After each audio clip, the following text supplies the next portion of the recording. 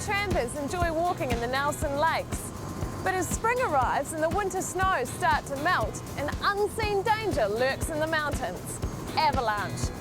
That's why every year the dog guys jump in a chopper and head for the hills, looking for loose snow. Let's go along for the ride and see them in action.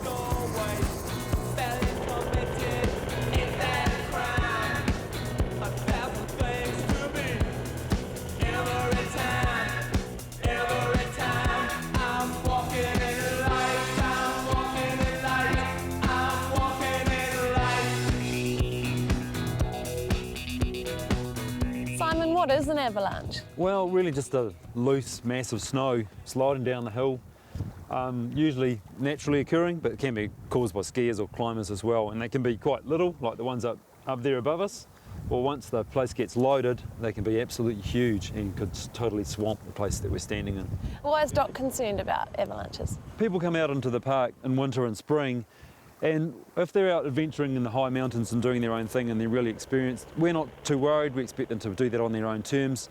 But if they're going to use tracks and huts where avalanche paths are active, we need to be doing something these days to make sure that there's some level of safety for them. We've actually got some of the biggest, most dangerous avalanche paths in the country, and it's the coincidence of big paths with people who don't know anything about avalanches is the thing that really concerns us. All the avalanche paths on the main tracks are signposted with little no stopping signs, just to make it so that people aren't going to go and have their lunch in the sun in the middle of an avalanche path. What do you do when you get up in the chopper? All we're doing is we're asking ourselves, is the avalanche path loaded enough that an avalanche could reach the hut?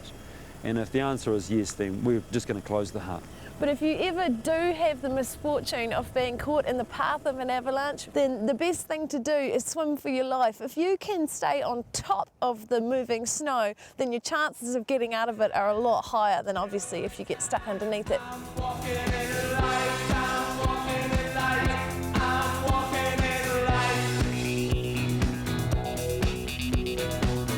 Simon, what kind of gear do you have to work in the mountains? You need the right experience, but there's also some critical bits of gear. One of the major ones you got there in your hand is an avalanche transceiver. It sends out a radio signal, and if you get buried in an avalanche, someone can use it to find you. And since I'm wearing one deep inside my clothes, if you turn it on, you can actually hear it beeping away, so that's my signal. What else do you got? Got my trusty old ice axe here. Anywhere you go in the snow and ice, you're going to want one of these to, to move around safely, and in case you have a fall, and a snow shovel and a probe.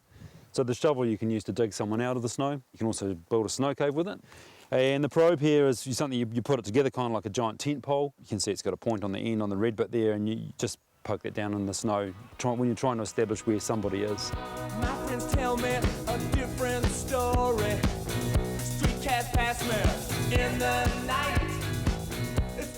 Tramping really is a great way to get out and see your country.